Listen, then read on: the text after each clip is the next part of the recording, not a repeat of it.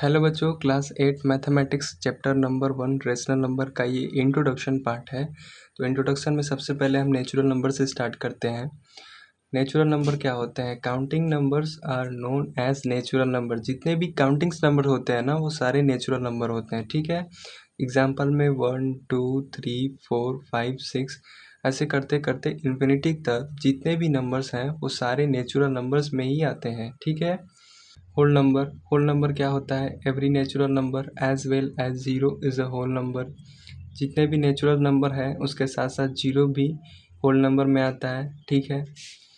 दोनों में डिफरेंस यही है कि नेचुरल नंबर में 1 2 3 4 जितने भी काउंटिंग नंबर्स होते हैं वो नेचुरल नंबर होते हैं, और काउंटिंग नंबर के साथ साथ ज़ीरो अगर उसमें इंक्लूड हो गया तो वो होल नंबर भी बन जाता है, होल नंबर में आता है। ठीक है। अब इंटीजर्स देखते हैं।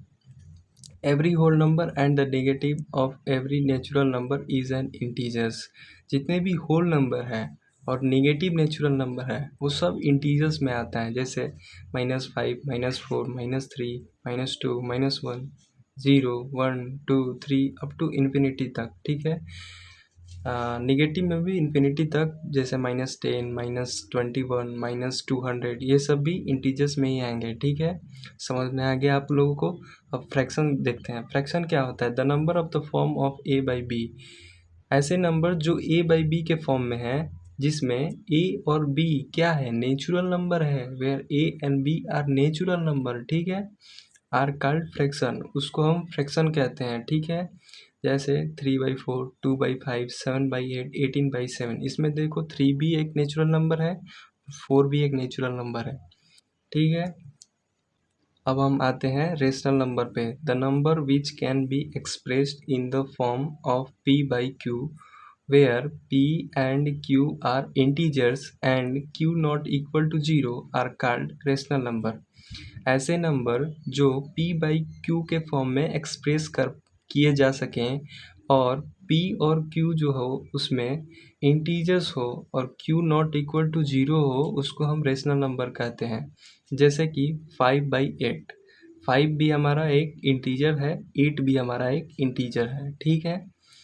और q नॉट इक्वल टू 0 है क्योंकि यहाँ पे 8 है। ठीक। 2/19 में देख लो, 2 भी हमारा एक इंटीजर्स है, 19 भी हमारा एक इंटीजर्स है। -7/13 में -7 भी हमारा एक इंटीजर्स है और 13 भी हमारा एक इंटीजर है। इसके साथ साथ हम जीरो को भी रेशनल नंबर के कैटेगरी में लिख सकते हैं, क्योंकि जीरो को हम 0/1 के फॉर्म में लिख सकते हैं। अब देखो, जीरो भी हमारा इंटीजर्स हो सकता है, यह हमने बताया है।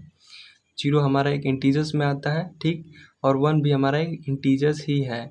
तो यहाँ पे जो q है नॉट इक्वल टू 0 है, और p और q दोनों इंटीजर है, और p/q के फॉर्म में हमने इसे लिख सकते हैं। तो यह हमारा रेशनल नंबर हो जाएगा। ठीक है। अब इसके इम्पोर्टेंट नोट क्या है? रेशनल नंबर के कुछ की नोट्स हैं, उसको हम देख लेते हैं। पहले में, if a is an arbitrary constant. Arbitrary constant के जगह पे तुम एक कांस्टेंट समझ लो, आप लोग एक कांस्टेंट समझ लीजिए, जिसको then we can write a is equal to a/1। उसको हम, एक कांस्टेंट है, उसको हम a/1 के फॉर्म में लिख सकते हैं कि नहीं लिख सकते हैं? कोई भी अगर नंबर है उसको हम, जैसे मान लो एक 2 लिखा रहता है, तो 2 को हम क्या 2/1 नहीं लिख सकते? लिख सकते हैं ना? तो वैसे ही a is equal to a/1 लिख सकते हैं हम। ठीक है। तो which is clearly a rational number. तो ये साफ होता है कि ये एक रेशनल नंबर हो सकता है। इसलिए so every integers are rational. इसलिए सारे इंटीजर्स जो होते हैं ना, वो रेशनल नंबर में आ जाते हैं। ठीक है। अब सेकंड पॉइंट क्या कहता है? Clearly every fraction is a rational number. जितने भी फ्रैक्शन है ना, वो भी एक रेशनल नंबर में आते हैं। थर्ड पॉइंट में देखो, एवरी टर्मिनेटिंग डेसिमल। अब पूछोगे टर्मिनेटिंग डेसिमल क्या होते हैं? जिनके डेसिमल पॉइंट ना फाइनाइट नंबर में होते हैं, जैसे 0.318। ठीक। ये हमारा टर्मिनेटिंग है। 0.3 0.4 ये सब हमारा टर्मिनेटिंग है, क्योंकि डेसिमल के बाद ये जितने भी डेसिमल पॉइंट है ये सब क्या है? हमारा फाइनाइट नंबर्स हैं। ठीक है। अगर यही होता कि 0.3333 ऐसे चलता चला जाता, कोई फिक्स नंबर नहीं आता, तो हम उसको नॉन टर्मिनेटिंग बोलते हैं, ठीक है। तो जितने भी टर्मिनेटिंग डेसिमल हैं वो भी रेशनल नंबर में ही आते हैं, ठीक। ये हमारा आते हैं 4 पॉइंट पे। तो जितने भी हमारे नॉन टर्मिनेटिंग रिपीटिंग डेसिमल होते हैं ना, वो भी हमारा एक रेशनल नंबर में ही आते हैं। अब स्टार्ट करते हैं टाइप्स ऑफ रेशनल नंबर। दो टाइप के रेशनल नंबर होते हैं, एक पॉजिटिव रेशनल नंबर और एक होता है negative rational number. Positive rational number क्या होता है? A rational number is said to be positive if the numerator and denominator are either both positive और बोथ नेगेटिव। न्यूमरेटर फ्रैक्शन में जो ये ऊपर वाला हिस्सा होता है ना, इसे हम न्यूमरेटर बोलते हैं और नीचे वाला डिनोमिनेटर होता है, ठीक है। तो रेशनल नंबर तभी पॉजिटिव बोला जा सकता है जब उसका न्यूमरेटर और डिनोमिनेटर दोनों या तो पॉजिटिव हो या तो निगेटिव हो। जैसे 7/13, 7 हमारा पॉजिटिव नंबर है, ठीक, और 13 भी हमारा एक पॉजिटिव नंबर है, तो ये हमारा पॉजिटिव रेशनल नंबर हो जाएगा, ठीक है।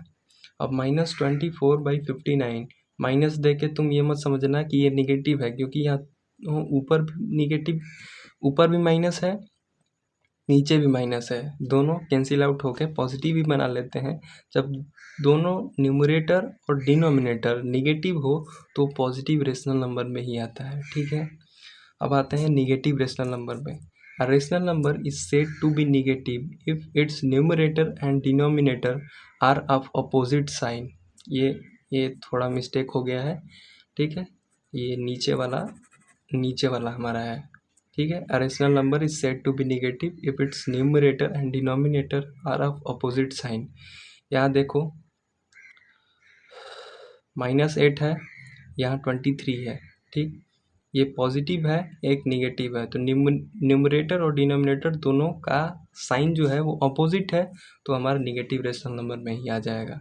4/97 -97 में देख लो, यहाँ माइनस है, यहाँ प्लस है, दोनों अपोजिट साइन में है, तो यह हमारा निगेटिव रेशनल में आ जाएगा, ठीक है। अब आते हैं हम रेशनल नंबर के प्रॉपर्टीज़ पे। इसमें पहले कॉम्यूटेटिव लॉ है, कॉम्यूटेटिव लॉ के बारे में पढ़ते हैं।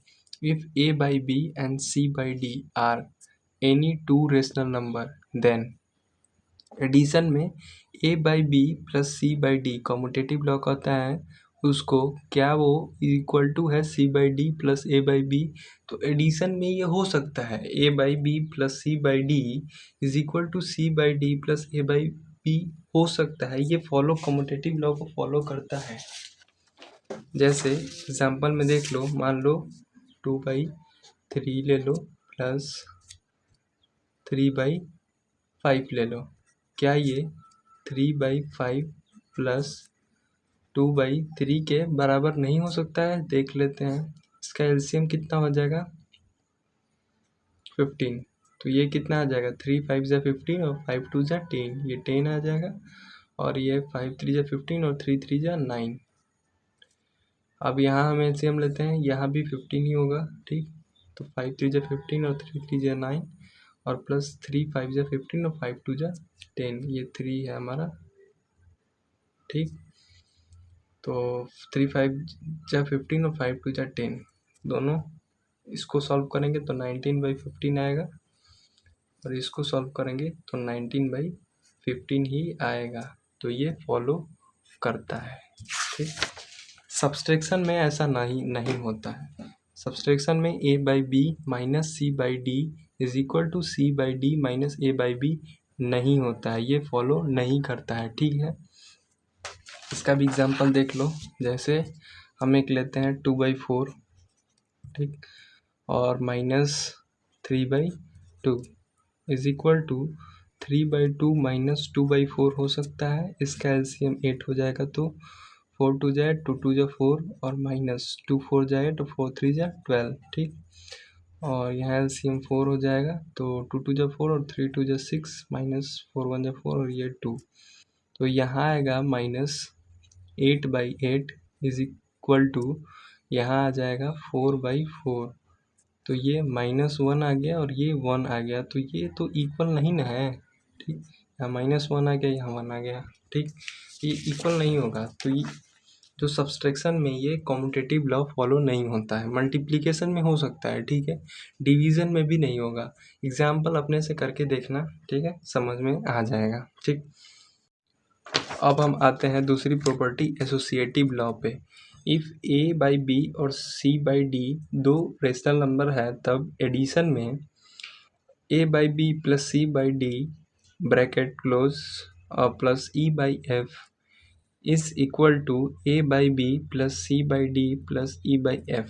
देखो ये ब्रैकेट में a by b plus c by d है, ठीक, और बाहर प्लस e बाई f है। क्या हम इसको a बाई b प्लस इधर ब्रैकेट लगा के c by d plus e by f लिखें तो ये इक्वल टू दोनों फॉलो करता है, तो एडिशन में ये फॉलो करता है, यस।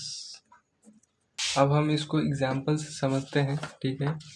एग्जाम्पल में मान लो हम यहाँ 1/2 ले लिए, ठीक, प्लस 3/2 ले लिए, ठीक। इसको ब्रैकेट में कर दो और बाहर ले लो और 2/3, ठीक, इज इक्वल टू 1/2 बाहर प्लस ब्रैकेट में 3/2 प्लस 2/3। अब हम देखते हैं कि ये दोनों इक्वल आते हैं कि नहीं। इन दोनों का एलसीएम 2 ही हो जाएगा। 2 1 जा 2, 1 1 जा 1 प्लस 2 1 जा 2 और 1 3 1 जा 3, ये ब्रैकेट प्लस 2/3, ये 1/2 प्लस इसका एलसीएम कितना हो जाएगा 6, 3 2 जा 6 और 2 2 जा 4 प्लस 2 3 जा 6, 3 3 जा 9, ठीक। ये हो जाएगा 3 1 4, 4/2 plus 2/3 is equal to 1/2 plus 9 4 13, 13/6, ठीक।